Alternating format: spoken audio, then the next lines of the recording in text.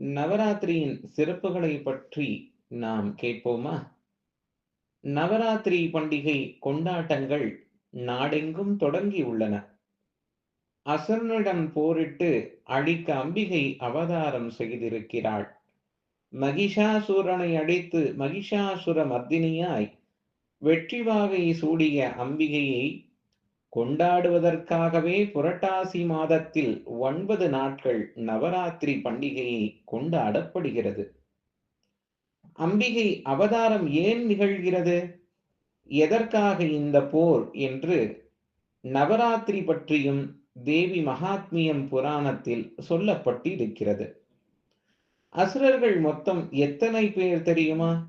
மதுகைடவர், மகிஷாசூரன், தூம்ரலோக்ஷணன், சண்டமுண்டன், சும்ப நிசும்பனர், ரக்தபீஜன் என பல அசுரர்கள் இந்த பூவுலகத்தை ஆட்டி படைத்தனர்.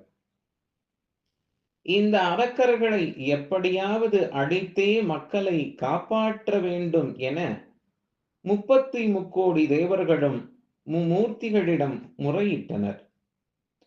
மும்மூர்த்திகளும் தங்களின் சக்தியை கொண்டு புதிய சக்தியை படைத்தனர். அவைகள் மகேஸ்வரி, கௌமாரி, வராகி, மகாலட்சுமி, வைஷ்ணவி, இந்திராணி, சரஸ்வதி, நரசிம்ஹி, சாமுண்டி என பல வகையான ரூபங்களை எடுத்த அன்னை துர்க்கையாக அவதாரம் செய்தார். அனைத்து தேவர்களின் ஒட்டுமொத்த வடிவமே துர்க்கை என்ற தகவலை தேவி மகாத்மியம் புராணம் விவரிக்கிறது.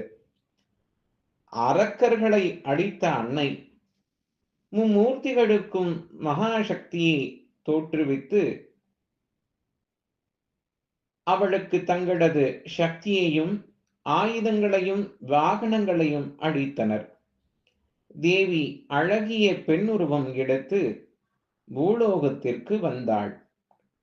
அரக்கர்களின் வேலையாட்கள் சண்டன், முண்டன் என்ற இருவரும் இந்த அழகு பதுமையான மகாசக்தியை பார்த்ததும் தங்களது ராஜாக்களுக்கு ஏற்றவள் இவள் என முடிவு செய்து தேவியிடம் தங்களது ராஜாக்களின் ஒருவரை திருமணம் செய்து கொள்ளும்படி வற்புறுத்தினர்.